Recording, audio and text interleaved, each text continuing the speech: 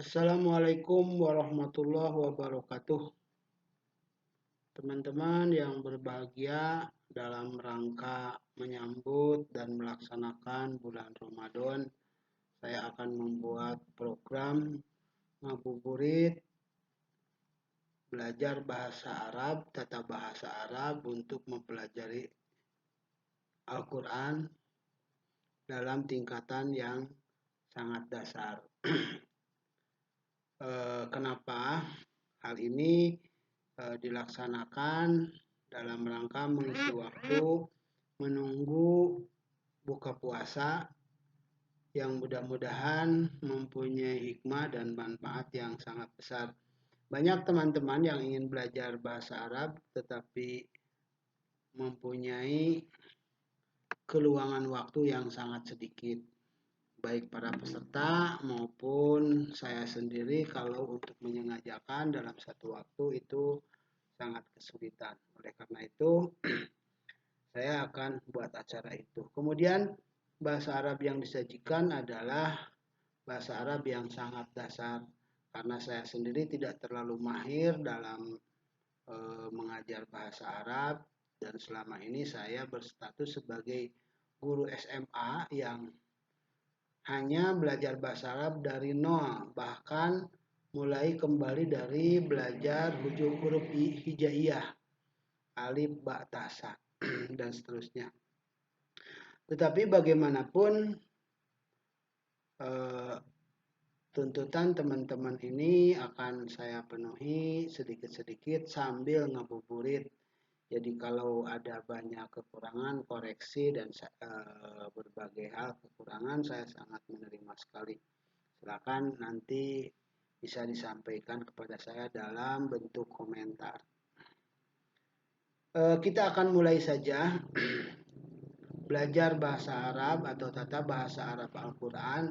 Sebenarnya tata bahasa Arab Al-Quran itu diambil dari Al-Qurannya itu sendiri. Jadi bukan kita belajar tata bahasa untuk memahami Al-Quran. Bahkan Al-Quran menunjukkan bahwa struktur bahasa yang digunakan oleh Al-Quran itu seperti itu. Kemudian para ulama, para pendahulu kita mencermati bagaimana sih khas atau ciri-ciri atau pelaksanaan juga sesuatu yang digunakan Al-Quran. Jadi bukan tata bahasa Arab sehingga menjadikan Al-Quran, tapi Al-Quran sesuatu yang diserap oleh para ulama tempo dulu sehingga terbentuklah sebuah keilmuan untuk mempelajari Al-Quran.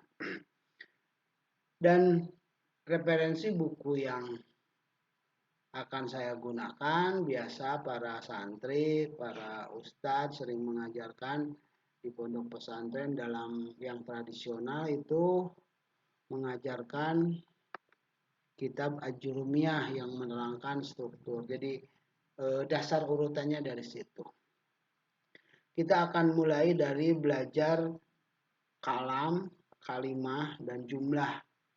Jadi dalam struktur bahasa Arab itu ada yang disebut kalam, ada yang disebut kalimah.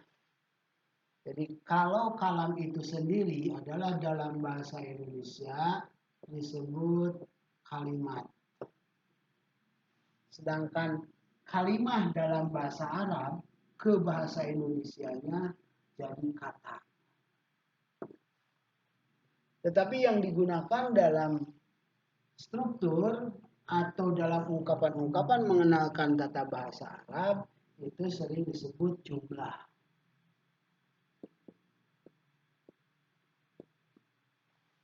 Jadi kalam itu bahasa Indonesianya kalimah atau biasa disebut jumlah. Sedangkan kalimah adalah kata. Jadi kalau kita menyebut kata itu bahasa Arabnya kalimat. Tapi kalau kita menyebut kalimat itu bahasa Arabnya kalam. Kalimah atau kata ini dalam bahasa Arab ada 3, yaitu isim,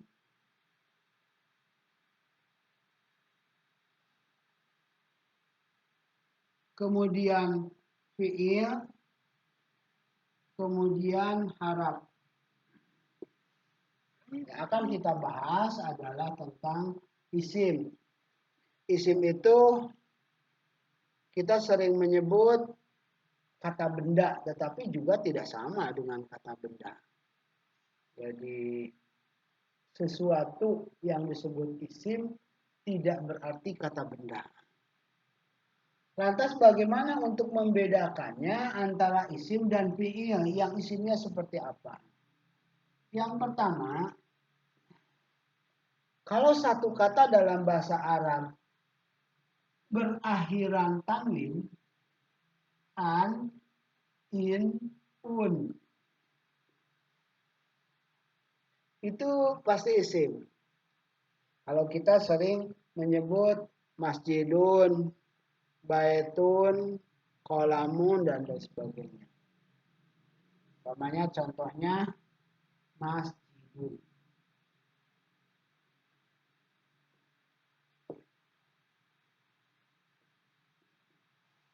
Atau masjidan, atau masjidin. Kemudian yang kedua, apabila kata benda itu dibubuhi dengan alif lam. Alif dan lam. Nanti kata masjidun ketika dibubuhi alif lam maka tanwinnya hilang suaranya. Jadi al masjidu. Nah, itu juga ciri isim. Kemudian yang ketiga, apabila beri'rob jar atau khofat. Yang salah satu cirinya adalah kasroh. Salah satu cirinya aja dulu. Kemudian yang keempat, apabila dibubuhi dengan harfu jar. Nih, harfu jar. Sekali lagi saya ulangi, dalam bahasa Arab itu dalam struktur seringkali diawali dengan menerangkan kalam. Apa perbedaannya kalam dengan kalimat? Kalam itu bahasa Indonesianya kalimat, sedangkan kalimah bahasa Indonesianya kata. Penggunaannya sering disebut jumlah kalau kalam itu. Kata itu ada 3 komponen, yaitu isim, fi'il, haraf. Orang menyebut isim itu kata benda. Ya, nggak apa-apa untuk sementara, tapi tidak murni sebagai kata benda. Yang kedua, fi'il, kata kerja. Kemudian yang ketiga, haraf. Bukan dari sisi makna saja, tetapi kita bisa melihat dari ciri-ciri yang tertulis. Karena kita seringkali bisa membaca tetapi tidak tahu artinya. Umpamanya kalau dalam benda itu dibaca tanwin, itu an, in, un. Nah, itu isim. Yang kedua apabila di awalnya dibubuhi alif lam. Tadinya masjidun jadi al masjidun.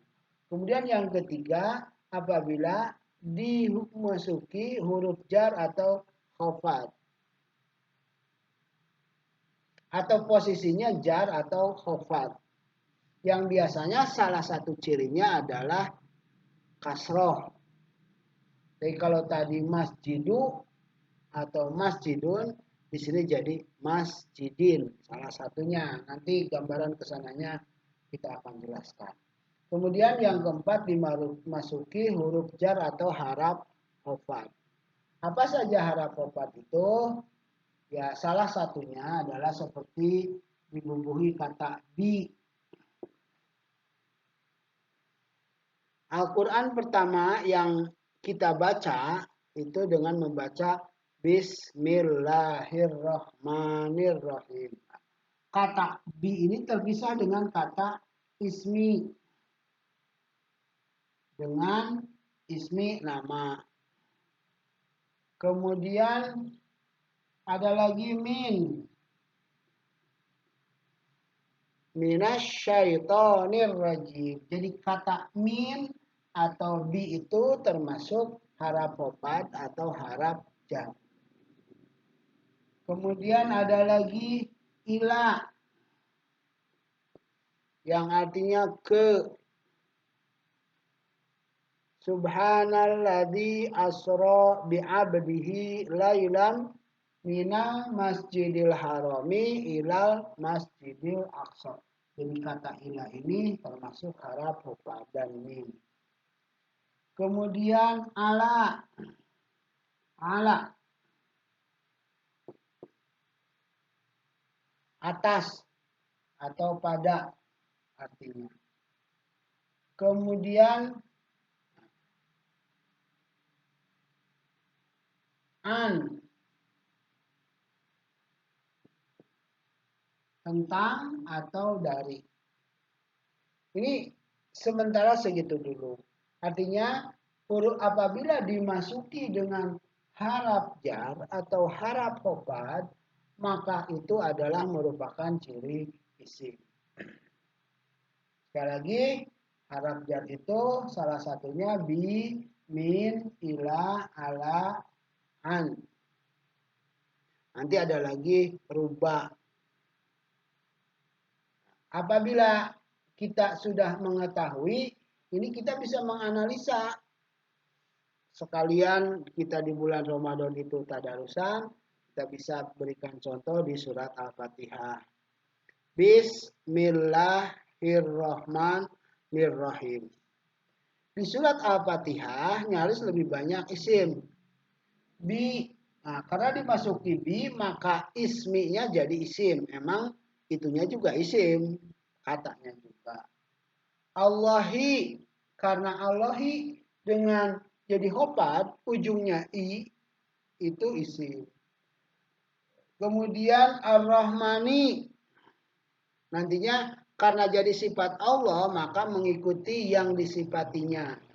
Ar-Rahmani, nah, maka karena Rahmani ujungnya i itu juga isim. Ar-Rahimi itu juga isim.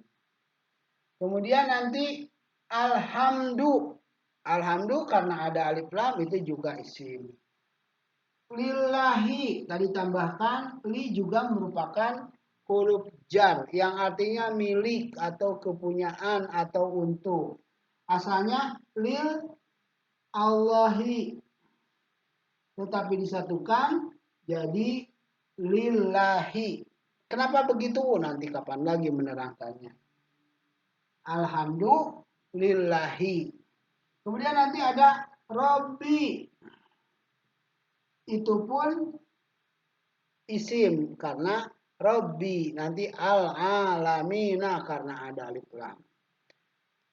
Saya kira penjelasan ini cukup membantu untuk pertama mengenali isim saja.